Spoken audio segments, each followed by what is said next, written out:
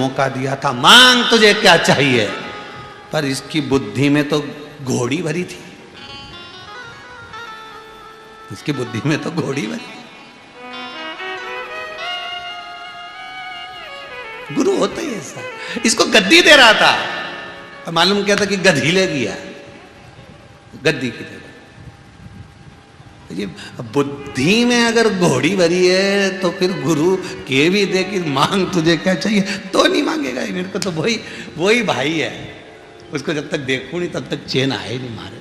गुरु जी कह रहे रहने दे, तेरे लायक नहीं है, नहीं मन मारे तो वही ठीक है। जहां राज की गद्दी मिल रही थी, राज सिंहासन मिल रहा था, मान सम्मान मिल रहा था, सत्कार मिलने की तैयारी थी, पर घोड़ी के चक्कर में सब कुछ निपटा गया।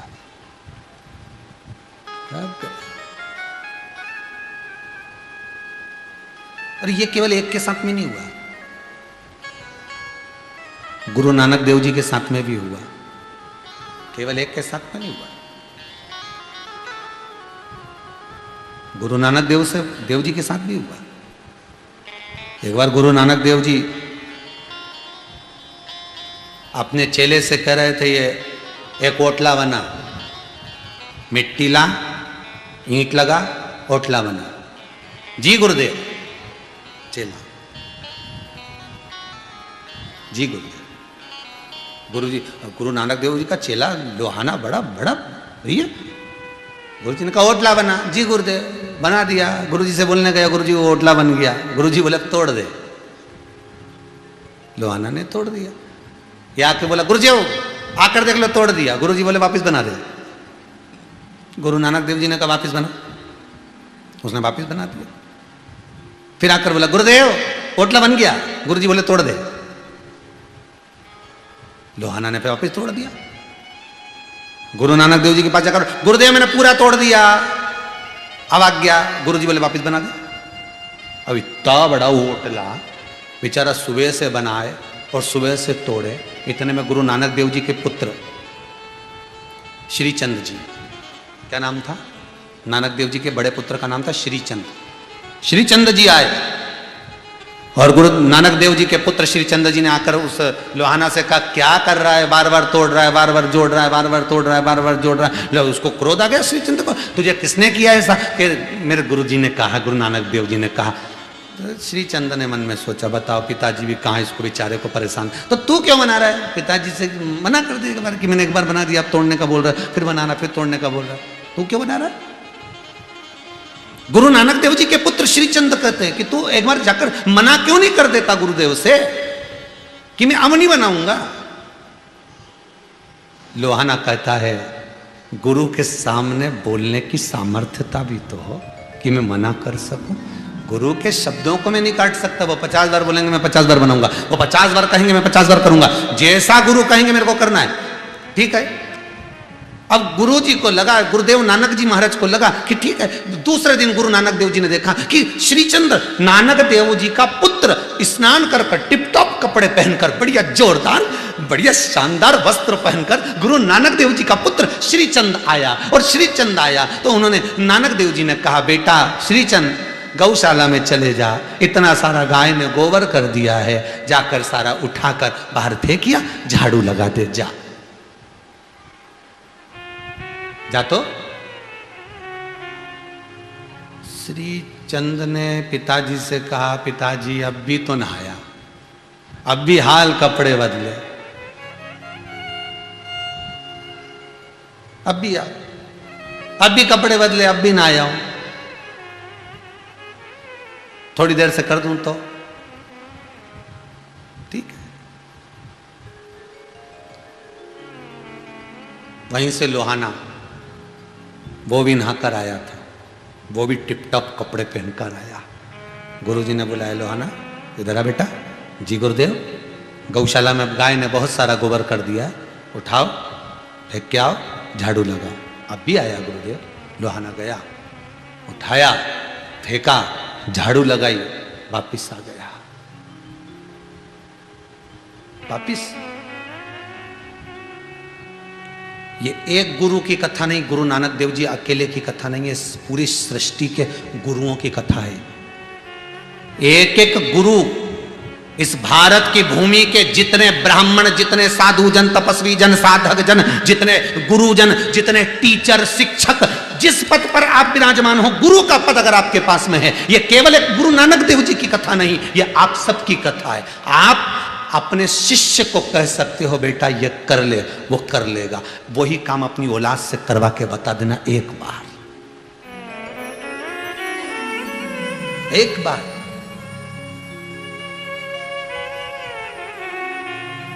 गुरु और शिष्य का संबंध क्या है? शिव महापुराण की कथा बता रही कि गुरु और शिष्य का संबंध कैसा है, वो बताया जा रहा है। एक बार जितने शिक्षक हैं, जितने गुरु हैं, जितने साधक हैं, जितने उपासक हैं, जितने साधु जन, तपस्वी जन, जितने जितने ऊंचे ऊंचे पदवे पर जितने गुरुजन बैठे हैं, एक काम आप अपनी औलाद को बताओ और एक काम आप अपने शिष्य को बताओ। वो शिष्य को, जो वो शिष्य तुमसे अधिक स्नेह करता हो। औलाद भी तुम्हारी स्नेह, क्योंकि तुम्हारे रक्त से बनी हुई है। शिष्य से ज्यादा तो औलाद प्रिय होना चाहिए, और औलाद की प्रियता भी होती है क्योंकि पूरी प्रॉपर्टी उसको मिलने वाली। तो एक काम कर कर देखना, जितना आप अपने शिष्य को कहो उतना आप अपने पुत्र को पहले कहना, बेटा जरा करिए। वो उठने में देरी लगा सकता है, वो जाने में देरी लगा सकता है, पर जो शिष्य आपका है आप उसको एक बार कह देंगे, जा तो रे, ये कर कर आना बेटा। अभी गया, अभी आया। थोड़ा संबोधन बुरा लगेगा व्यासपीठ का, आपको थोड़ा लगेगा सियोर वाला महाराज बहुत कड़क कड़क बोले, तो उसमें कोई दिक्कत वाली बात नहीं है। सरसों का तेल सान के डाल लेना कानों में, उसमें कोई दिक्कत वाली बात नहीं। पर सुनना, कथा थोड़ी सी लगेगी। एक टीचर, अगर माँ भी अगर शिक्षिका है, माँ भी अगर टीचर है, माँ भी अगर गुरु है, पिता भी अगर गुरु है, अगर वो किसी पदवे पर बैठा है, किसी औहदे पर बैठा है, गुरु की गादी पर बैठा है, एक काम अपने पुत्र को बताना, पहले उसको बताना, अपने पुत्र को जो तुम्हारे खून से बना है, तुम्हारे रक्त से बना है, तुम्हारी धड़कनों से, तुम्हारे हृदय चित्त से बना है, जो तुम्हारे द्वारा निर्मित हुआ। एक काम अपने पुत्र को बताना, वो आनाकानी कर जाएगा, वो टाला मटोली कर जाएगा, वो करने में देरी कर जाएगा। और एक काम अपने शिष्य को बताना, शिष्य दौड़ कर चला जाएगा, कर कर आ जाएगा। बस गुरु और शिष्य का यही संबंध सबसे पहला है, सबसे पहला संबंध यही है।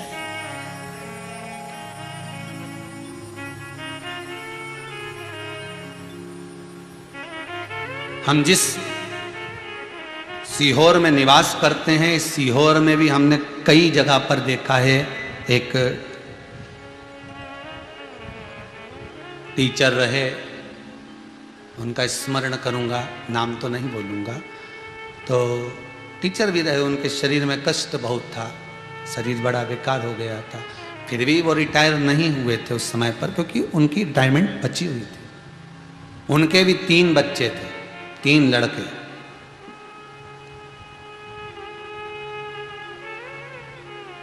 तीन लड़के पूरे स्कूल लाइन में हमने देखा। वो जो शिक्षक थे, जो टीचर थे, उनको स्टूडेंट अपनी गाड़ी पर बिठाकर स्कूल लेकर आते थे, स्कूल से दूसरा स्टूडेंट उनको छोड़कर घर आ जाता था। पर पूरी स्कूल लाइफ में हमने देखा उनके 3 बेटे में से एक बेटा कभी उनको स्कूल छोड़ने नहीं आया, कभी नहीं आया। शिक्षक को एक शिष्य ले जाता है, एक शिष्य छोड़ भी जाता है। गुरु की जो पदवी है, गुरु जी की जो अवधि पदवी जो है, जो पद है गुरु का, उसको टाला नहीं जा सकता।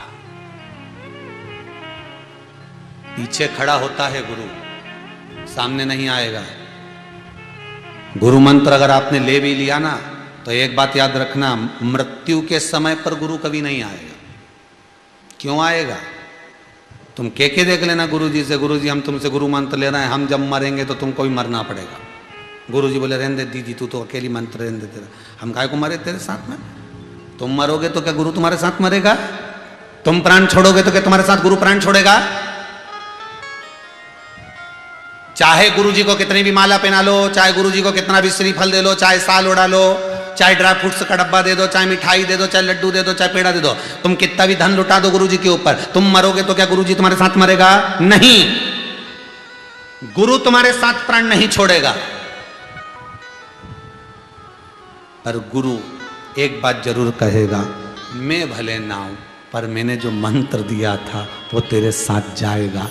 कहा तो कहा, जिस समय पर प्राण छूटे सारा कुटुंब तेरे आसपास में खड़ा हो, उस समय पर तो किसी को मत पुकारना। याद करिए गज और ग्रह की कथा। हाथी का पांव मगर ने पकड़ रखा था। हाथी को गुरु मंत्र नहीं मिला था, किसी ने मंत्र नहीं दिया था हाथी को कि तू भगवान का नाम लेना, किसी ने नहीं कहा। पर वही गज और ग्रह की कथा विष्णु पुराण में जब लिखी गई तो उसमें वर्णन आता है, विष्णु पुराण के अंतर्गत गर्ग संहिता के अंतर्गत वर्णन आता है कि वो हाथी भगवान विष्णु को कैसे पुकार लिया। अभी तक तो परिवार पुकार रहा था, अभी तो रिश्तेदारों को पुकार रहा था। भागवत सुनिए ना, सबने सुनी है ना। तो अभी तो परिवार को पुकार रहा है, अभी तो वो रिश्तेदारों को बुला रहा है, अभी तो सबको बुला रहा है, सारा परिवार भी पास में खड़ा हो गया। फिर हाथी को किसने बताया कि भगवान विष्णु को बुला ले? हाथी को किसने कहा कि भगवान विष्णु को बुला ले? उस समय पर कोई नहीं था, केवल एक था, केवल एक, कोई नहीं था, केवल एक था जो हाथी के कानों में शब्द कह रहा था। कौन? याद करिए, भगवान विष्णु के कानों में शब्द पहुंच गया था कि हाथी मुझे बुला रहा है, पर भगवान नहीं जा रहे थे। लक्ष्मी जी ने कहा जाते क्यों नहीं, तुम्हारे को बुला रहे हो भगवान? लक्ष्मी जी बोली आप जाइए, आपको इतना पुकार रहा है, उसका पांव पकड़ रखा है, तुम जाते क्यों नहीं? तो भगवान बोले गरुण नहीं आया, गरुण का इंतजार कर रहा हूं मैं गरुण आए तो जाऊं ना। अब ड्राइवर ही नहीं है तो गाड़ी कौन चलाएगा, लेके कौन जाएगा? तो गरुण कहां गया? लक्ष्मी जी ने बार बार आवाज लगाई, जल देव वरुण देव आओ, गरुण को ढूंढ कर लाओ, पर गरुण नहीं दिख रहा था। गरुण गया कहां था? जो भगवान विष्णु का दरवाजा छोड़कर कहां पहुंच गया था? तो गर्ग संहिता कहती है, विष्णु पुराण कहती है, उस हाथी को अंत समय में गुरु मंत्र देने वाला वो गरुण खड़ा था। नारायण को पुकार ले, अभी भी कुछ नहीं गया। और उस गरुण के कहने पर हाथी ने जब चिंगाड़ा नारायण का नाम, सारा परिवार खड़ा की खड़ा रह गया। और मेरा भगवान इंतजार कर रहा, गरुण आ, गरुण आ। और जैसे ही गरुण आया, भगवान क्या बात है, भगवान के जल्दी चल, एक हाथी का पांव मगर ने पकड़ रखा है। और गुरु मंत्र देने के बाद नहीं सोचता कि क्या करना, अब तो ये मंत्र निपटाएगा कि करना क्या। गुरु जी ने नहीं कहा कि तुम चलो, गुरु जी ने नहीं कहा कि भगवान तुम्हें चाहना पड़ेगा। गुरु जी तो बस गरुण ने नहीं किया कि तुम चलो, बस नारायण ने कहा चल जल्दी। और नारायण को बिठाया, गरुण परीक्षा लेने लगा भगवान विष्णु की। गरुण भगवान विष्णु की परीक्षा ले रहा है, बड़ा धीमा धीमा जा रहा है। बताओ, हॉस्पिटल में व्यक्ति वेंटिलेटर पे पड़ा और तू इतनी धीरे धीरे गाड़ी चला रहा है। अरे जम के तो ड्राइव कर, ट्रैफिक बहुत है। तो पहले तो तू इतने ट्रैफिक में इतनी तेज गाड़ी चलाता था और अब कह रहा ट्रैफिक बहुत तेज है। प्रभु थक गया, तो गया कहां था, ऐसे थक गया। फालतू की बात मत कर, जल्दी चल, हाथी का पांव मगर पकड़ के रखा है। गरुण जी ने पूछा कहाँ कहाँ हाथी? गरुण जी जैसे पूछे, भगवान विष्णु बोले तेरे को क्या करना हाथी से, तू तो जल्दी जल्दी चल, बस बात मत कर, जल्दी चल। अब गरुण चले चले और धीमा हो गया। भगवान के ये तो बेचारा हाथी के मार के छोड़ेगा। भगवान के भाग गरुण। गरुण सोचे परीक्षा तो ले लेने दो, नाथ अभी बाकी है, गुरु मंत्र दे के आया हूं, अब दर्शन बाकी है। गरुण उड़े ही नहीं, वो तो चले धीमा धीमा धीमा। भगवान ने देखा ये मानेगा नहीं, और भगवान चढ़ गए गरुण के ऊपर, दोनों पांव रखे मेरे नारायण ने। और जो गुरु मंत्र का जाप जैसे ही हाथी ने करा, भगवान गरुण छोड़कर चले गए, गरुण को बिसरा दिया, अब तू उड़ता रहे। और भगवान भागे, सीधे हाथी के पास पहुंचे, सुदर्शन उठाया, मगर का शीश काट दिया।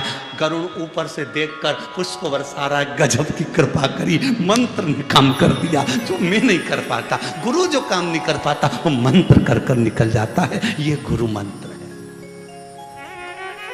ये गुरु मंत्र है। ऐसी रंगो गुरुदेव चुनर मेरी, ऐसी रंगो गुरुदेव। राम लक्ष्मण भरत शत्रुघ्न हनुमत मेरी चूनर में। सरयू जैसी लहरा पाड़े, ऐसी रंगोरे गुरुदेव चुनर मेरी, ऐसी रंगो गुरुदेव। संसार में हाथी को भी गुरु मंत्र मिल गया, वो भी अंत में सवर गया, अंत समाधि।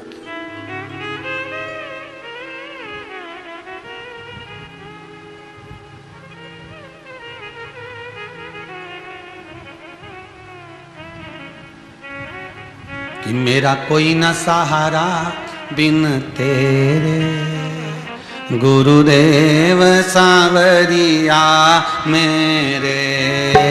मेरा कोई न सहारा बिन तेरे, गुरुदेव सांवरिया मेरे। मेरा कोई न सहारा बिन तेरे, गुरुदेव सांवरिया मेरे। मेरा कोई ना सहारा बिन तेरे, गुरुदेव सांवरिया मेरे। मेरा कोई न सहारा बिन तेरे, गुरुदेव सांवरिया मेरे। मेरा कोई ना सहारा बिन तेरे, गुरुदेव सांवरिया मेरे। गुरुदेव सांवरिया मेरे, गुरुदेव सांवरिया मेरे। ओ गुरुदेव सांवरिया मेरे, गुरुदेव सांवरिया मेरे। ओ मेरा कोई न सहारा बिन तेरे, गुरुदेव सांवरिया मेरे। मेरा कोई ना सहारा बिन तेरे, गुरुदेव सांवरिया मेरे।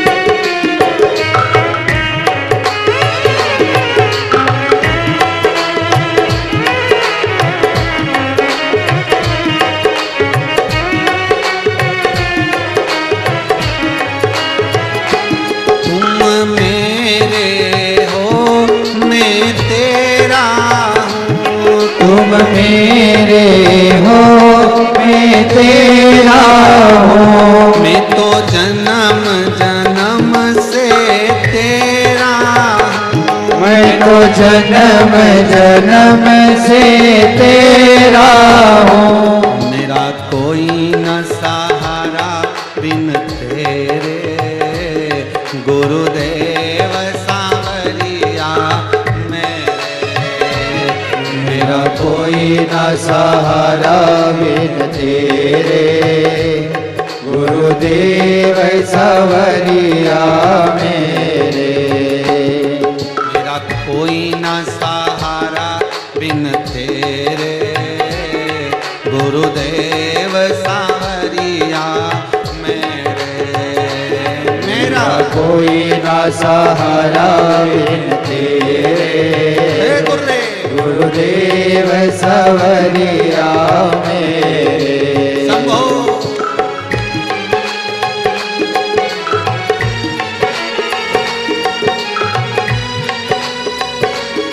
जय हो।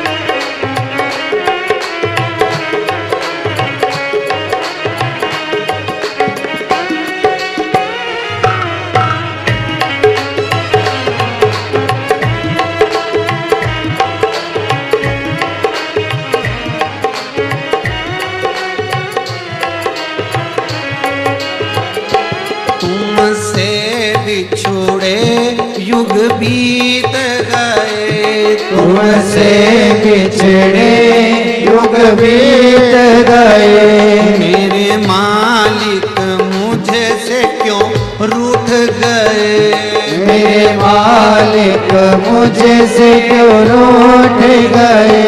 मैं तो आन पड़ी हूँ दर तेरे, मैं तो आन पड़ी हूँ दर तेरे। गुरुदेव सांवरिया मेरे, मैं तो आन पड़ी हूँ दर तेरे। गुरुदेव सांवरिया मेरे। मेरा कोई ना सहारा बिन तेरे, गुरुदेव सांवरिया मेरे। मेरा कोई ना सहारा बिन तेरे, गुरुदेव सांवरिया मेरे। गुरुदेव सांवरिया मेरे, गुरुदेव सांवरिया मेरे। गुरुदेव सांवरिया मेरे, गुरुदेव सांवरिया मेरे। चित्त वृत्ति में गुरु का संबोधन पीछे भले हो, पर समय पर मंत्र आगे होना चाहिए, मंत्र अग्रण्य हो। गुरु नानक देव जी महाराज अपने पुत्र श्री चंद्र को बोले, जाइए जाकर गोबर उठाओ। नहीं उठाए गए, थोड़ी देर से चले जाऊंगा। पर उसी समय पर लोहाना गया, उठाया, वापिस ना लिया, स्नान कर लिया, कपड़े बदल लिए, फिर आ गया। गुरुदेव, गुरु जी बोले, ए लोहाना, आज मैं तेरा नाम बदलना चाहता हूं। गुरुदेव, मेरा नाम? हाँ। क्यों? लोहाना, आज से मैं तुझे अंगद देव कहूंगा। गुरु नानक देव जी का सबसे प्रिय शिष्य था अंगद देव। लोहाना का नाम अंगद देव कर दिया, अंगद देव। गुरु नानक देव जी महाराज अपने पुत्र को कोई गादी नहीं दी। गुरु नानक देव जी महाराज ने अपने उस अंगद देव को गादी दे दी, पुत्र को नहीं दी। कई लोगों ने कहा ये आप गलत कर रहे हो, पुत्र को देना चाहिए। तो क्या पुत्र उस हिसाब से भी तो रहे। माता पिता तो अपने बेटे को जिस दिन बेटे की शादी करे ना, उस दिन पूरी चाबी दे दे, पर लक्षण तो दिखे, पहले समझ में तो आए कि सही साठ है कि नहीं है। नहीं तो मालूम पड़े दे दे। अपने को देना तो आज नहीं तो कल देना। बोलो सही है कि गलत है? जितने टीवी पर कथा सुन रहे हो, आज चाबी नहीं दोगे, बाद में दोगे, बाद में नहीं दोगे तो मरने के बाद दोगे। देना तो पड़ेगी। कौन सा तुम बांध के ले जाने वाले?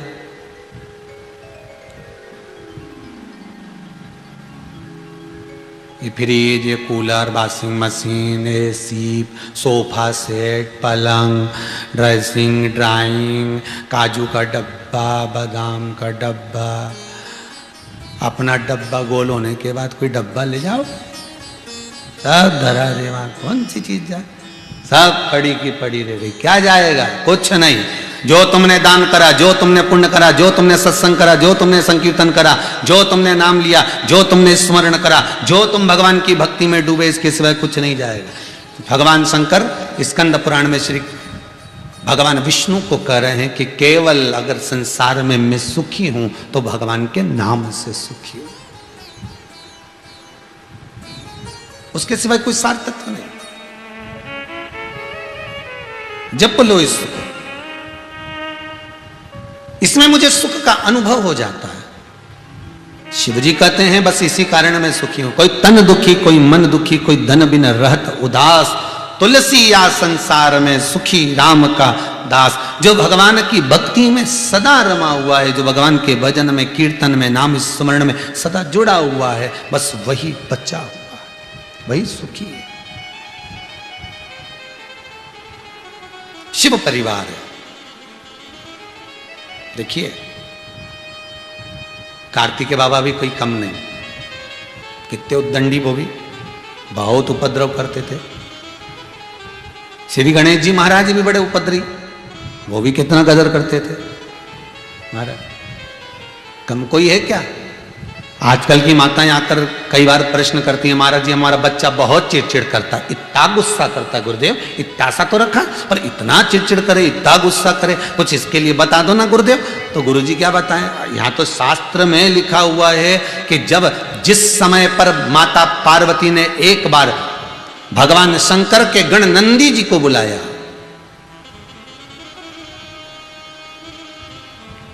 ए नंदी इधर आओ। नंदी बोले हाँ माता जी, बोलिए क्या आज्ञा है। नंदी जरा जाकर हमारे लिए थोड़ा सा काम कर कर आओगे क्या?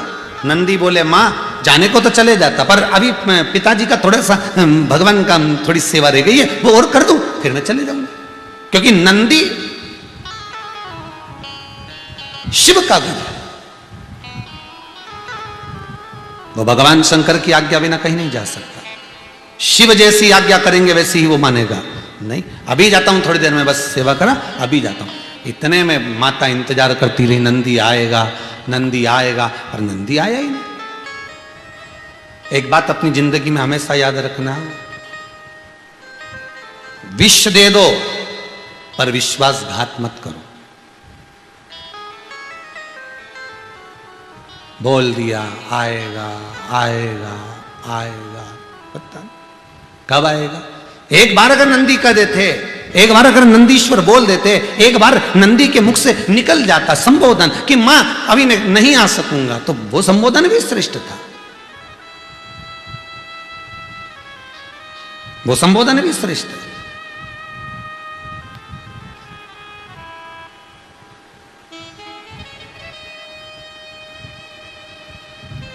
बस नंदी गए, आए नहीं। माता को क्रोध आ गया और माता उसी समय पर अपनी सखियों से बोली कि मेरे तन पर उपटन लगाओ। तन पर उपटन लगाया।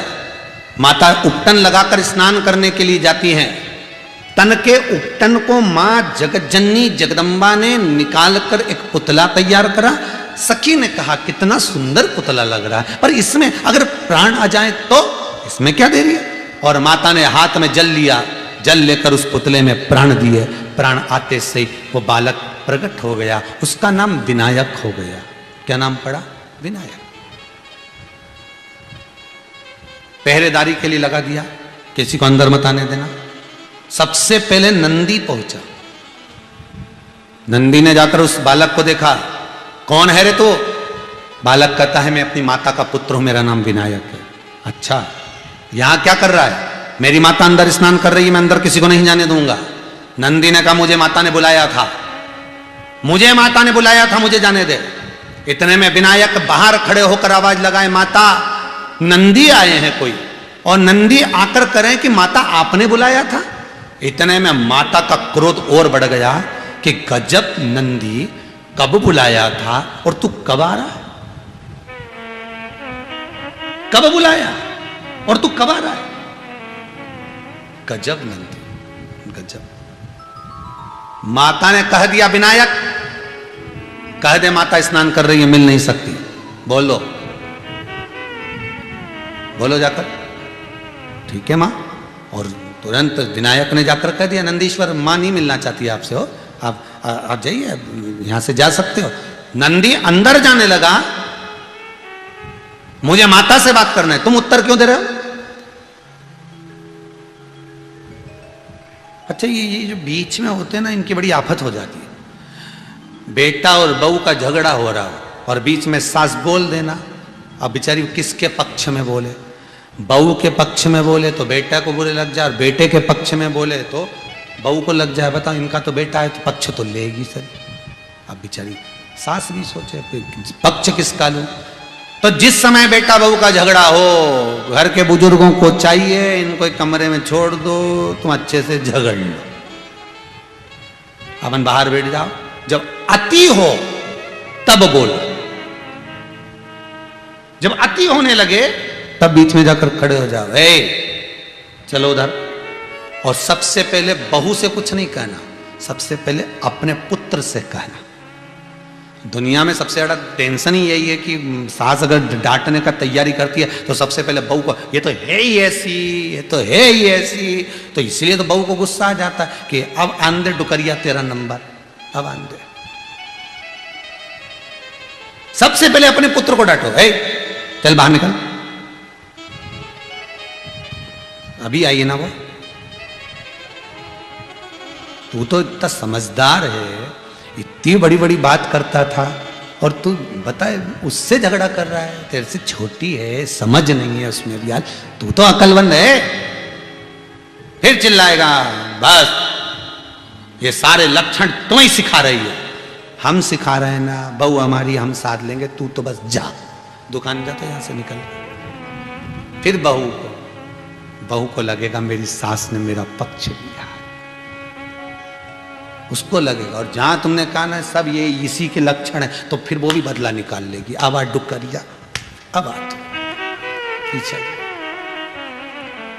थोड़ा सा अपने पुत्र को डांटिए, तुम मां हो, पुत्र का पक्ष ले सकती हो, तुम मां हो, पुत्र को डांट सकती हो, पर मां पुत्र को नहीं डांटती, मां पुत्र का पक्ष लेती है। इसलिए ससुर को बहू की ओर गिरना पड़ता कि बेटा तू चिंता मत करो। तो कई बार फिर सास को गुस्सा जाता है, तुम बिगाड़ रहे हो बहू को, नहीं तो मैं तो छठी का दूध याद दिला दूं। इतने में ससुर बोले, हाँ दिख रही है, शांति रख ले। फिर वो ससुर, भाई जब कोई पक्ष नहीं लेगा तो ससुर तो पक्ष लेगा ना, कोई तो पक्ष लेगा। अब कहा नंदीश्वर बोल रहे हैं हमें माता से मिलना, मां नहीं मिलना चाहती, नहीं, माता ने कह दिया बोल दीजिए हमें नहीं मिलना है, हमारा काम हो गया है, नंदीश्वर को बोल दो। नंदीश्वर बोले हम माता के मुख से सुनना चाहते हैं। विनायक बोले बाहर निकलते हो कि नहीं निकलते हो, चलो बाहर निकलो यहां से। और विनायक ने जैसे ही बाहर निकलना चाहा नंदी को, नंदी जैसे ही बाहर गए, नंदी को इतना क्रोध आया, नंदी जाकर शंकर जी के पास पहुंच गए। भोलेनाथ भोलेनाथ भोलेनाथ, शंकर जी तो भोले थे ही क्योंकि भोले के नाथ। तो शिव जी ने पूछा हुआ क्या, ना जाने गुफा में कोई एक बालक अंदर प्रवेश कर गया है, इतना जिद्दी, इतना उद्दंडी, सुनने कोई तैयार नहीं, हमें अंदर नहीं जान दिया। हमको तो लगता है अगर तुम भी चले गए तो आपको भी कोई अंदर नहीं जान देगा। बस इतने में तो आग बबूला, शंकर भगवान पहुंच गए। शिव जी गुनगुनाते हुए, अलमस्त होते हुए बड़े प्रेम से चले, बड़े प्रेम से, और बड़े प्रेम बस शंकर जी दरवाजे पर पहुंचे। वहीं पर बैठे थे विनायक। कौन हो, अंदर जाने दे। तुम कौन हो? हम विनायक। किसके पुत्र? हमारी माता के। माता कौन? नाम नहीं मालूम। कहाँ है माता तुम्हारी? अंदर स्नान कर रही है। हटो यहां से, अंदर जाने दो। नहीं, हम तुम्हें नहीं जाने देंगे, हम तुम्हें अंदर नहीं जाने देंगे।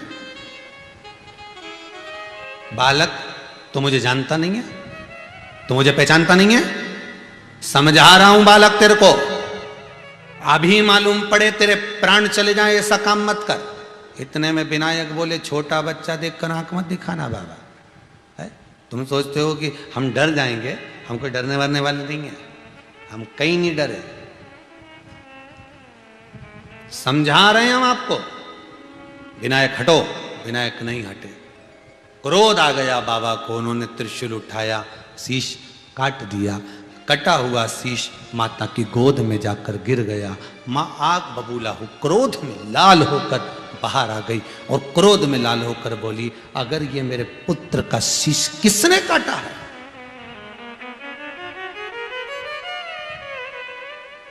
कौन है जिसने मेरे पुत्र का शीश काटा? पार्वती आपका पुत्र? हां, ये मेरा पुत्र है। नंदी ने मेरा कहना नहीं माना, इसलिए मैंने पुत्र को प्रकट किया।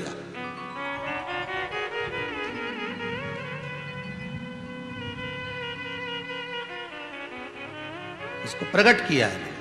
इसका शीश किसने काटा है उसका नाम बता दो, मैं ब्रह्मांड को तोड़ दूंगी अगर मुझे मालूम नहीं पड़ा तो। शंकर भगवान बोले, मेरे हाथों से शीश कटा है, क्रोध मत करो, मैं इसका शीश अभी जोड़ देता हूं। गण को भेजा, गण जाइए, जो माता अपने बच्चे से पीट कर